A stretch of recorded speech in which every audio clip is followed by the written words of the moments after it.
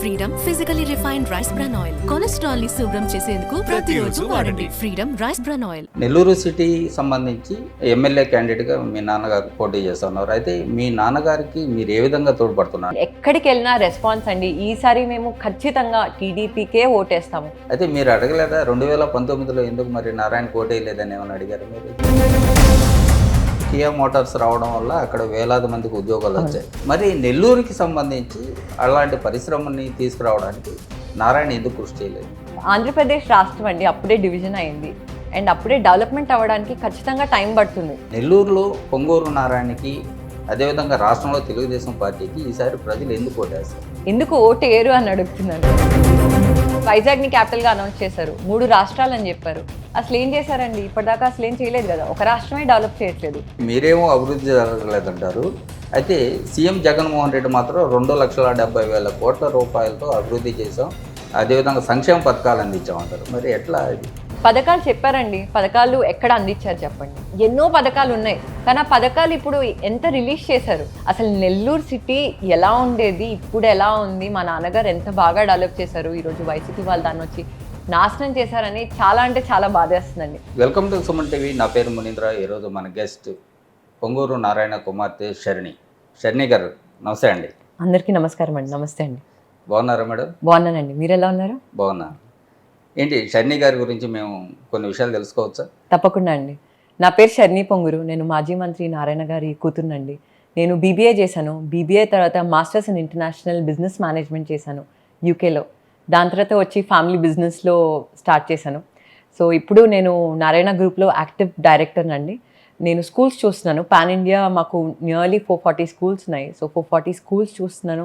And ఇప్పుడు మా నాన్నగారు మినిస్టర్గా పోటీ చేస్తున్నారు, ఎమ్మెల్యేగా.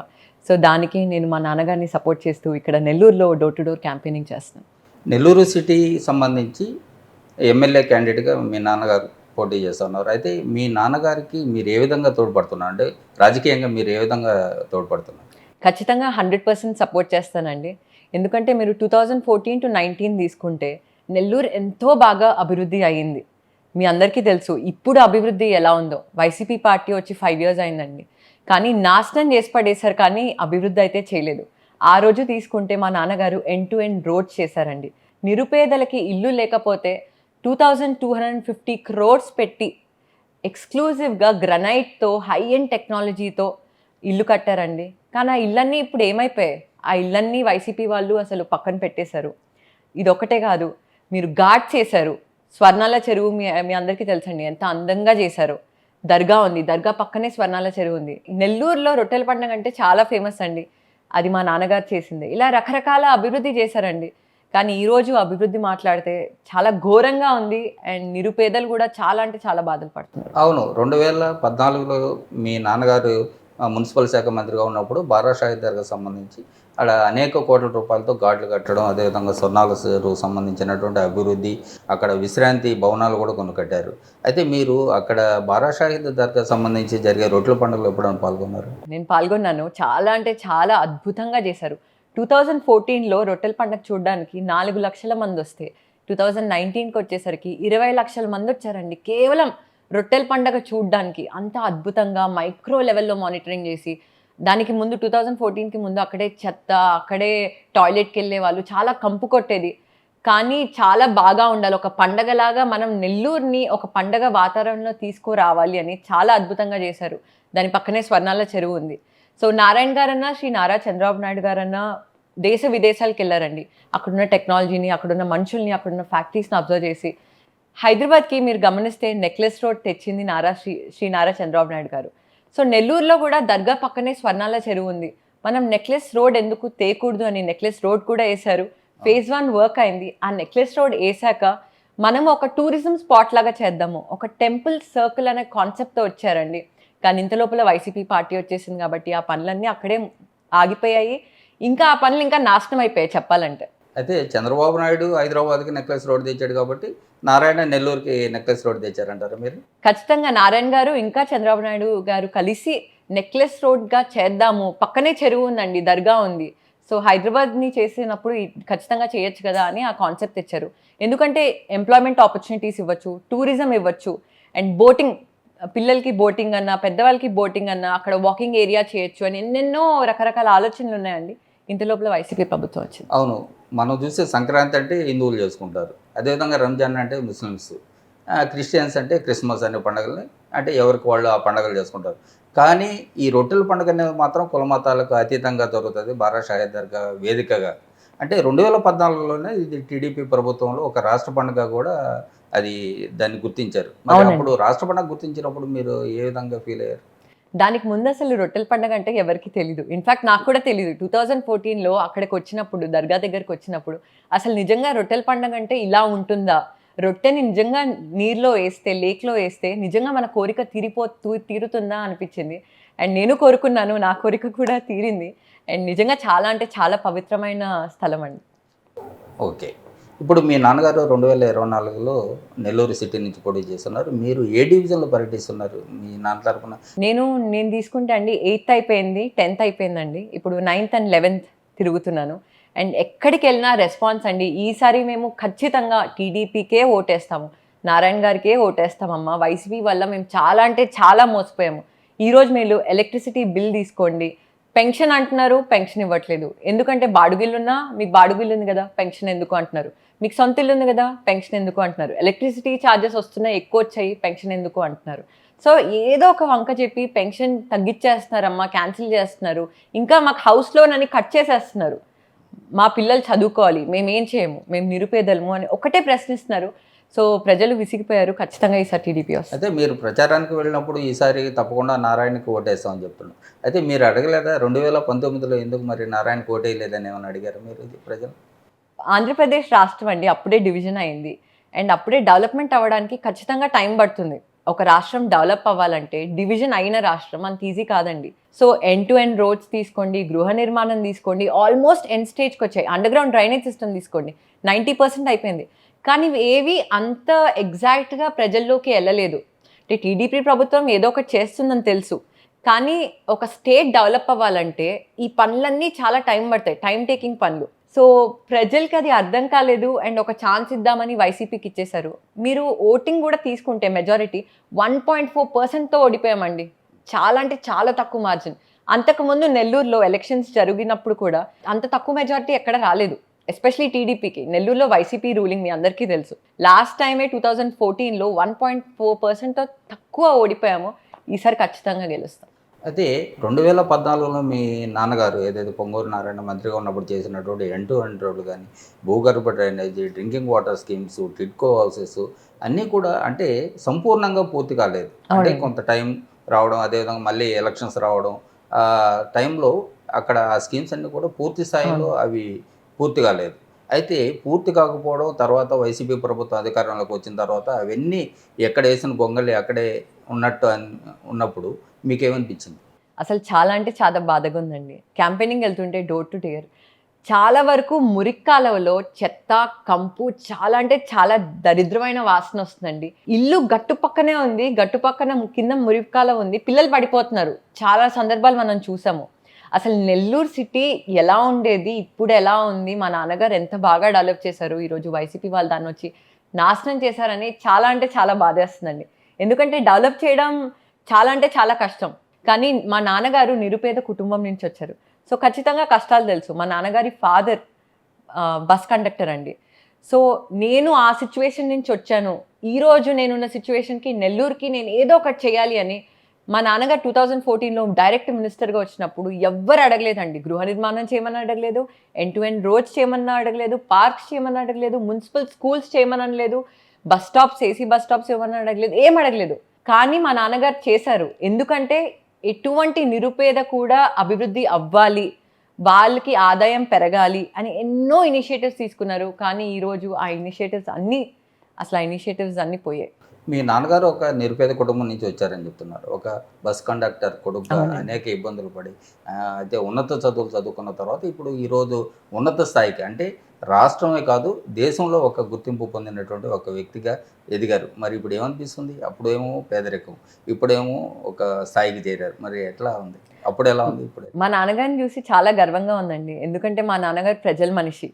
సో ఖచ్చితంగా ఎప్పుడూ అంటూ ఉంటారు, మనము ఈ పొజిషన్లో ఉన్నాము, ఏదో ఒకటి చేయాలి ప్రజలకి, నువ్వు కూడా పెద్దయ్యాక ఏదో ఒకటి చెయ్యాలి. సో ఆ సంకల్పంలో ఉండు, నీ రూట్స్ మర్చిపోకు, నువ్వు ఎక్కడి నుంచి వచ్చావో, నువ్వు ఎంతన్నా ఎదుగు, మనం మంచి చేసినట్టు ఉంటాము, మనం మంచి వాళ్ళం అవుతాము అని. అంత సంకల్పం ఉన్నటువంటి వ్యక్తి 2014 నుంచి 2019 వరకు కోట్లాది రూపాయలతో నెల్లూరు నగరాన్ని అభివృద్ధి చేసిన తర్వాత 2019 ఎన్నికల్లో ఓడిపోయారు. అప్పుడు ఓడిపోయినప్పుడు మీకేం బాధ అనిపించింది? చాలా అంటే చాలా బాధేసింది. ఇంకా పాలిటిక్స్‌లో ఏదన్నా జరగచ్చు, మీ అందరికీ తెలుసు. కానీ అంత తక్కువ మార్జిన్‌తో ఓడిపోయాం కదా! ఫస్ట్ టైం టీడీపీ ప్రభుత్వం వచ్చాక అంత తక్కువ మార్జిన్‌తో నెల్లూరు సిటీ నుంచి ఓడిపోయాము. అది మా నాన్నగారిని చూసి చాలా గర్వమేసింది. అయితే నెల్లూరు సిటీలో మనకి ప్రత్యర్థి పార్టీ అంటే ప్రధాన పార్టీలు తీసుకుంటే తెలుగుదేశం, వైఎస్ఆర్ కాంగ్రెస్ పార్టీ, అదేవిధంగా కాంగ్రెస్ పార్టీలకు సంబంధించి. అయితే ఈ నెల్లూరు సిటీ నుంచి మొట్టమొదటి తెలుగుదేశం పార్టీ నుంచి పొంగూరు నారాయణ, వైఎస్ఆర్ కాంగ్రెస్ పార్టీ నుంచి మాజీ మంత్రి అనిల్ కుమార్ యాదవ్, అంటే ఇద్దరి మధ్య పోటీ ఉంటుందని ప్రజలు భావించారు. అయితే అనూహ్యంగా వైఎస్ఆర్ కాంగ్రెస్ పార్టీ నుంచి అభ్యర్థి మార్చడం అనేది వచ్చింది. అయితే అభ్యర్థి మారిన తర్వాత అరే మనకి ఒక గట్టి పోటీ వ్యక్తి పోయాడు, అదేవిధంగా ఈ వ్యక్తితో మనం సునాయాసంగా గెలిచేస్తామనే ఒక ఏమన్నా ఫీలింగ్ వచ్చిందా మీకు? మా నాన్నగారు ఒకటే చెప్తారండి, ఓటింగ్ చూడొద్దు, అభివృద్ధి మనం ఎంత చేస్తామో అది ప్రజలకి చెప్పండి. 2014-19 ఎంత అభివృద్ధి చేశామో అది చెప్పండి. ఇప్పుడు ఎంత చేయబోతున్నామో టీడీపీ పార్టీ వస్తే అది చెప్పండి. సో అది చెప్తే ఖచ్చితంగా ప్రజలు పిచ్చోళ్ళు కాదు, ప్రజలు చూస్తున్నారు. సో 100% మా నాన్నగారు వస్తారని బాగా అంటే బాగా అనిపిస్తుంది. సరే, ఇంకోటి తీసుకుంటే ఇప్పుడు కొద్ది రోజుల క్రితం మీ విద్యా సమస్యల మీద కానీ, అదేవిధంగా మెడికల్ కాలేజీల పైన, అదేవిధంగా మీ ఇంటి పైన కూడా రైడ్స్ జరిగాయి. ఈ రైడ్స్ జరిగినప్పుడు అందరూ ఇక్కడ తెలుగుదేశం పార్టీకి సంబంధించినటువంటి నాయకులు కానీ, అదేవిధంగా పొంగూరు నారాయణ అభిమానులు అందరూ కూడా ఆయన అకారణంగా ఇబ్బందులు పడుతున్నారు, అకారణంగా దాడులు చేస్తున్నారు, ఇబ్బందులు పాలు చేస్తున్నారు అని చెప్పి అన్నారు. కానీ ప్రత్యర్థి పార్టీ మాత్రం అతను అక్రమాలు పాల్పడుతున్నాడు, అవినీతి పాల్పడుతున్నాడు అని చెప్పి దాడులు చేయించారు. ఆ దాడుల సమయంలో మీరు ఏమనిపించింది మీకు? అసలు మా నాన్నగారు అరెస్ట్ అయినప్పుడు అసలు షాకింగ్ మూమెంట్ అండి. అసలు లిటరల్గా ఏడుపు వచ్చేసింది. మిడ్ నైట్ అరెస్ట్ చేశారు, ఇంకా గుర్తుంది. కానీ మా నాన్నగారు ఒకటే చెప్పారు. దాని తర్వాత ఒకసారి ఫోన్ కాల్లో మాట్లాడితే, నేనేం తప్పు చేయలేదు, నేను భయపడనక్కర్లేదు, నేను బాధపడనక్కర్లేదు, నేను ఖచ్చితంగా బయటకు వస్తాను, ఎందుకంటే నేను నిజాయితీగా ఉన్నాను కాబట్టి నాకు మంచి జరుగుతుందని. అలా మోరల్ సపోర్ట్ ఇచ్చారండి. మా నాన్నగారు చాలా గట్టి మనిషి కాబట్టే ఈ స్టేజ్కి వచ్చారు. అండ్ ఖచ్చితంగా వైసీపీ పార్టీ అవ్వచ్చు, ఎవరైనా అవ్వచ్చు, ఈ పొజిషన్కి వచ్చాక ఎన్నో ఇబ్బందులు పెడతారు. ఎస్పెషలీ వైసీపీ పార్టీ అంటే కేసుల పైన కేసులు, మీనింగ్లెస్ కేసులతో కూడా వేశారండి. ఇప్పటి వరకు అంటే ప్రత్యక్ష రాజకీయాల్లోకి వచ్చిన తర్వాత నారాయణ పైన ఉన్నటువంటి కేసులు కానీ, అదేవిధంగా ఇప్పటివరకు ఎన్ని కేసులు ఉన్నాయి, ఎలాంటి కేసులు ఉన్నాయని ఏమన్నా తెలుసుకునే ప్రయత్నం ఏమైనా చేశారా మీరు మీ నాన్న ద్వారా? ఖచ్చితంగా చేశామండి, ఎందుకంటే కొన్ని కేసుల్లో మేము కూడా ఉన్నాం కాబట్టి. కానీ ఖచ్చితంగా ఇవన్నీ వస్తాయి. ఒకరు ఎదుగుతుంటే చాలామంది ఉంటారు ఎదగనీయకుండా చేసేవాళ్ళు. So it's a part and parcel of life. Nellore నగరంలో నారాయణ గురించి ఏమంటున్నారు, తెలుగుదేశం పార్టీ గురించి ఏమంటున్నారు? 100% వస్తుంది అంటున్నారండి. ఎమ్మెల్యేగా మా నాన్నగారు ఖచ్చితంగా వస్తారు. ఎందుకంటే ప్రజలు మర్చిపోలేదు, ఏదైతే అభివృద్ధి చేశారో అస్సలు మర్చిపోలేదు. ఈసారి చూస్తే నెంబర్ ఆఫ్ పథకాలు ఉన్నాయండి. ఎంతమంది అయితే ఇంట్లో చదువుకుంటున్నారో ప్రతి ఒక్కరికి 15,000 రూపీస్ ఇస్తున్నారండి. అండ్ అదొకటే కాకుండా 18 years దాటిన మహిళకి 1,500 రూపీస్. అండ్ ప్రతి ఒక్క ఇంటికి 3 గ్యాస్ సిలిండర్స్ ఇస్తున్నారండి. ఏసీ బస్ షెల్టర్స్ తీసుకోండి, లేదా గృహ నిర్మాణం తీసుకోండి, 47,000 హౌసెస్ నెల్లూరు సిటీ నుంచి. అది 100% నిరుపేదలకు ఇస్తారు. అండర్ గ్రౌండ్ డ్రైనేజ్ సిస్టమ్ చెప్పినట్టు పూర్తి చేస్తారండి. చెప్పిన ప్రతిదీ చేస్తారు. మీరు ఈరోజు నెల్లూరు సిటీలో తీసుకుంటే డిగ్రీ పూర్తయిన ప్రతి ఒక్కరి దగ్గరికి వెళ్తే అన్ఎంప్లాయ్మెంట్ ఉంది. మాకు వైసీపీ వాళ్ళు జాబ్ క్యాలెండర్ రిలీజ్ చేస్తా అన్నారు, క్యాలెండర్ రిలీజ్ చేయలేదు.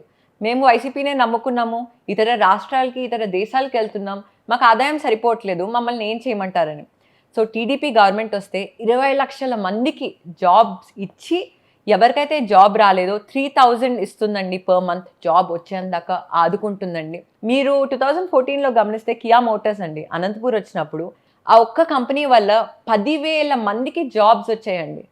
ఆ ఒక్క కంపెనీ రావడం వల్ల ఈరోజు నిజంగా మీరు టీడీపీ ప్రభుత్వానికి అవకాశం ఇస్తే మీరే ఒక్కసారి ఊహించండి ఎంతమందికి జాబ్ ఆపర్చునిటీస్. అనంతపురంలో కియా మోటార్స్ రావడం వల్ల అక్కడ వేలాది మందికి ఉద్యోగాలు వచ్చాయి. ప్రత్యక్షంగా వేలాది మందికి వచ్చే, పరోక్షంగా కూడా కొంత ఉపాధి జరిగింది. మరి నెల్లూరుకి సంబంధించి అలాంటి పరిశ్రమని తీసుకురావడానికి నారాయణ ఎందుకు కృషి చేయలేదు? ఖచ్చితంగా చేస్తారండి. ఎందుకంటే అమరావతి అందరికీ తెలుసు. క్యాపిటల్‌గా చేద్దాం అనుకున్నారు. సో, మా నాన్నగారు ఫోకస్ ఫస్ట్ అమరావతిని ఒక స్టేట్ క్యాపిటల్‌గా డెవలప్ చేయాలి అన్నది ఉండింది. అండ్ డెవలప్‌మెంట్ అంత ఈజీ కాదండి. ఎందుకంటే అక్కడున్న లోకల్ మనుషుల్ని కన్విన్స్ చేయాలి. అక్కడున్న ప్రదేశం చూడాలి. అండ్ మనుషుల్ని కన్విన్స్ చేయడం అంత ఈజీ కాదు. సో, ఆ ల్యాండ్ పుల్లింగ్‌లోనే చాలా వరకు టైం అయిపోయింది. మీ అందరికీ తెలుసు. ఇంకా డెవలప్‌మెంట్‌కి ఎక్కడ స్కోప్ ఉంది. అమరావతి కావాల్సినటువంటి భూముల కంటే ఎక్కువ శాతం భూములు సేకరించారు. అది కేవలం తెలుగుదేశం పార్టీకి సంబంధించినటువంటి నాయకుల కోసం అప్పటి తెలుగుదేశం ప్రభుత్వం అక్కడ రైతుల నుంచి పొలాలు లాక్కున్నారని చెప్పి వైసీపీ ప్రభుత్వం ఆరోపిస్తుంది. మరి ఎప్పుడన్నా ఈ ఈ దీనికి సంబంధించినటువంటి చర్చ ఏమైనా జరిగింది? జరిగిందండి. అవన్నీ ఫాల్స్ రూమర్స్. ఒకరు ఎదుగుతుంటే ఖచ్చితంగా ఫాల్స్ రూమర్స్ వస్తాయి. అండ్ ఆంధ్రప్రదేశ్‌ని డెవలప్ చేయడం అంత ఈజీ కాదండి. ఆ రోజు అన్యాయంగా మొత్తం 2 పార్ట్స్‌గా చేశారు. ఒకటి ఆంధ్రప్రదేశ్, ఒకటి తెలంగాణ. సో, ఫస్ట్ స్క్రాచ్ నుంచి డెవలప్ చేయాలంటే ఒక రాష్ట్రంని ఎంతో మ్యాన్ పవర్, ఎంతో కన్విన్సింగ్ కెపాసిటీ కావాలి. ఆ రోజు మా నాన్నగారు ఇంటింటికి వెళ్ళి ప్రజలతో మాట్లాడారు. అండ్ ప్రజలు కూడా ల్యాండ్స్ ఇచ్చారు కొంతవరకు. అది నిజమే, వాస్తవమే. సో, అక్కడే సక్సెస్ అయిపోయారు. మీరు వైసీపీ పార్టీని ఒకసారి ల్యాండ్ పుల్లింగ్ చేయమని చెప్పండి, చూద్దాం నిజంగా చేస్తారో లేదో. ఎంతవరకు చేశారు? ఫర్ ఎగ్జాంపుల్ వైజాగ్ని క్యాపిటల్గా అనౌన్స్ చేశారు. 3 రాష్ట్రాలు అని చెప్పారు. అసలు ఏం చేశారండి? ఇప్పటిదాకా అసలు ఏం చేయలేదు కదా. ఒక రాష్ట్రమే డెవలప్ చేయట్లేదు. 3 రాష్ట్రాలు ఎలా డెవలప్ చేస్తారు? అయితే నెల్లూరులో పొంగూరు నారాయణకి, అదేవిధంగా రాష్ట్రంలో తెలుగుదేశం పార్టీకి ఈసారి ప్రజలు ఎందుకు ఓటేస్తారు? ఎందుకు ఓటు వేయరు అని అడుగుతున్నాను. ఖచ్చితంగా ఆ రోజు డెవలప్మెంట్ ఏదైతే ఉందో, ఎస్పెషలీ ఎక్కడైతే డెవలప్మెంట్ ఆపేశారో, అది గృహ నిర్మాణం అవ్వండి, లేకపోతే పథకాలు అవ్వండి, మెయిన్గా విద్యా రంగంలో మున్సిపల్ స్కూల్స్ని ఇంగ్లీష్ మీడియం స్కూల్స్గా మొట్టమొదట నారాయణ గారే చేశారండి. ఎందుకంటే నారాయణ గారు ఆ స్టేజ్ నుంచి వచ్చారు కాబట్టి నారాయణ గారికి తెలుసు. అది ఇంగ్లీష్ మీడియం స్కూల్స్గా చేసి అప్పటిదాకా బెంచెస్లో ఎవరు కూర్చోలేదండి. బెంచెస్ కూడా తెప్పించి బెంచెస్లో కూర్చోపెట్టారు. మీరు ఇది ఒకటే కాదండి, మీరు జూనియర్ కాలేజ్ తీసుకోండి. ముస్లిమ్స్కి, అమ్మాయిలకి ఒక జూనియర్ కాలేజ్ కూడా కట్టించారు. అప్పుడు ర్యాంక్స్ వచ్చేవి, కానీ ఈరోజు ఆ పరిస్థితి లేదు. సో, ఖచ్చితంగా మా నాన్నగారు విద్యా రంగంలో టీచర్స్ ఎప్పుడైతే క్వాలిటీగా ఉంటారో అప్పుడే పిల్లలకి బాగా చదువు వస్తుందండి. సో, 100% మంచి టీచర్స్ ఆ టైంలో అపాయింట్ చేశారు కాబట్టే వచ్చింది. నేను ఒకటి అడుగుతానండి, 2019 తర్వాత వైసీపీ వాళ్ళు మున్సిపల్ స్కూల్స్ని ఎంత డెవలప్ చేశారు? టీచర్స్ క్వాలిటీ ఎలా ఉంది?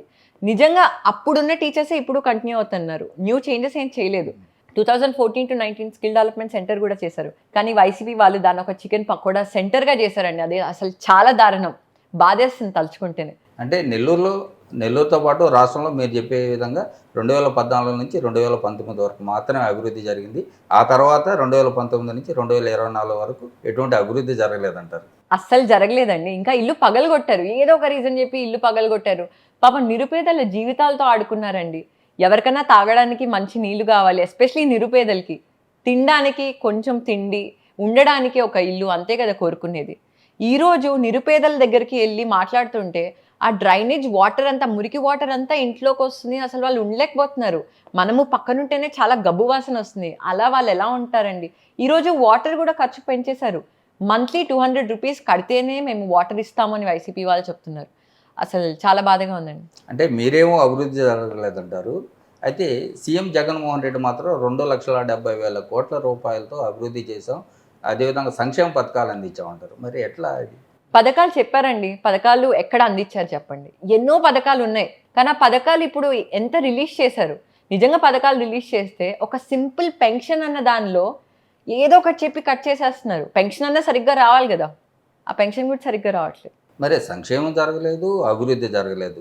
మన రాష్ట్రం అనేది 1,00,000 కోట్ల పైన ఎందుకు ఈ విధంగా ఆర్థిక అప్పుల్లో ఉంది? అసలు ఖజానాలో నిధి ఎక్కడుందండి వైసీపీ గవర్నమెంట్లో? నిజంగా నిధి ఉండుంటే ఈరోజు నెల్లూరు సిటీ అన్న ఆంధ్రప్రదేశ్ రాష్ట్రం అన్న అవ్వచ్చు, ఈ పరిస్థితి ఉండదు కాదు. మీరు వైజాగ్ తీసుకోండి, ఎక్కడన్నా తీసుకోండి, రాష్ట్రంలోనే అసలు రోడ్స్ అన్నవి చాలా అంటే చాలా, ఒకరు తిరగడానికి చాలా బాగుండాలండి. అలా high and end to end road చేశారు, మంచి సిమెంట్ వేసి అదంతా. కానీ ఈరోజు అసలు పరిస్థితి ఏంటి?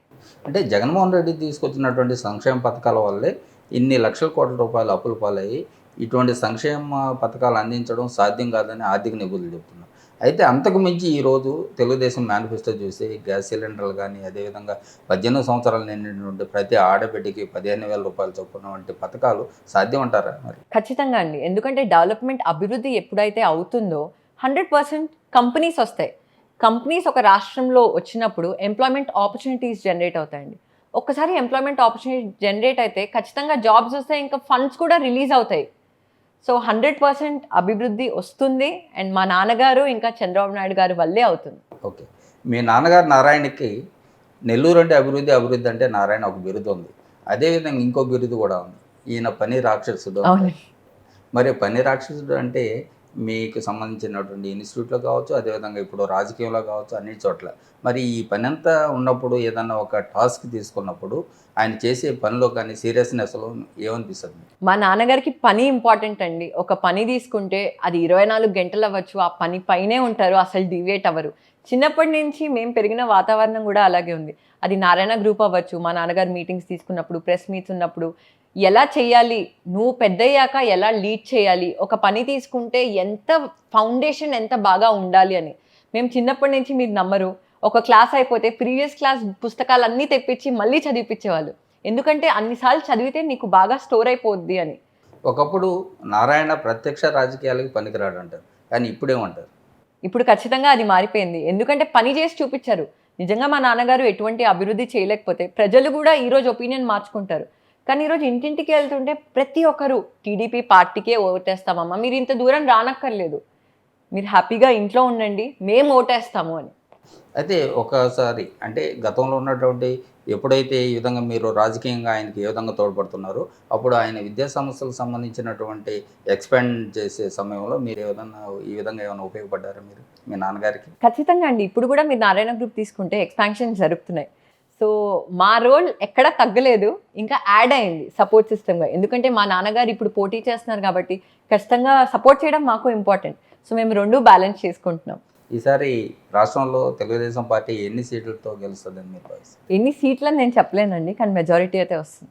ఇప్పుడు రాష్ట్రంలో తెలుగుదేశం పార్టీ అధికారంలోకి వస్తే ఒక గోల్ ఉంది, ఏదైతే నిలిచిపోయినటువంటి అమరావతి కానీ అదేవిధంగా రాష్ట్రంలో ఆగిపోయినటువంటి అభివృద్ధి పనులు వాటన్నింటిని కూడా పూర్తి చేయాలని. అదేవిధంగా నారాయణకి నెల్లూరులో ఒక గోల్ ఉందా? ఉందండి. నెల్లూరుని ఒక స్మార్ట్ సిటీగా చేయాలని. ఈరోజు నెల్లూరులో అండి అతి పెద్ద ప్రాబ్లం దోమలు. ఎక్కడ చూసినా దోమలు. అండర్ గ్రౌండ్ డ్రైనేజ్ సిస్టమ్ ఆ రోజు ఎంతో కోట్లు పెట్టి 90% పూర్తి చేశారండి. ఇది అసలు న్యాయమే కాదు. అక్కడ వైసీపీ పార్టీ వాళ్ళు అక్కడ ఆపేశారు. పార్టీకి, టీడీపీ పార్టీకి ఎక్కడ నేమ్ వస్తుందో అని. నిజంగా అది కొనసాగిస్తే ఆ మురికి నీళ్ళు ఎక్కడైతే ఉన్నాయో ఈరోజు నెల్లూరు సిటీలో, ఆ మురికి నీళ్ళు అంతా అండర్ గ్రౌండ్ డ్రైనేజ్లో వెళ్ళిపోతాయి, అసలు దోమల్ ఫ్రీ నగరంగా ఉండిద్ది. కానీ ఈరోజు ఆ ఛాన్సే లేదు మనకి. ఇప్పుడు మీరు పర్యటనకు వెళ్ళినప్పుడు ప్రధానంగా ఏ సమస్యలు, అంటే ఇక్కడ నెల్లూరు నగరంలో ఉన్నటువంటి ప్రజలు ప్రధానంగా ఏ సమస్యలు మీకు చెప్తా ఉన్నారు? ఇల్లు సమస్య ఒకటండి. అమ్మ డ్రైనేజ్ ఉందమ్మా, పక్కనే చెత్త మురికి కంపు వస్తున్నాయమ్మా, ప్లీజ్ ఏదో ఒకటి చేసి క్లీన్ చేయించండి అని చెప్తున్నారు. ఇది కూడా అడిగానండి. 4 ఏళ్ళు అయిందండి, అసలు వైసీపీ పార్టీ వాళ్ళు ఒక్కరు కూడా రాలేదమ్మా, మీరు ఎవరికైనా చెప్పారంటే ఎవరు రాలేదు. ఎన్నిసార్లు కాల్ చేసినా ఏదో ఒకటి చెప్తున్నారు కానీ రావట్లేదు అని. ఇలా ప్రజలు ప్రతిదీ గమనిస్తున్నారండి. అండ్ 100% మా నాన్నగారు వస్తే ఫస్ట్ ఇల్లు ఇస్తారండి. ఆ 47,000 హౌసెస్ ఏదైతే చేశారో, కట్టున్నాయో అవన్నీ మూలన పడేస్తున్నాయి, ఆ ఇల్లు వస్తాయి.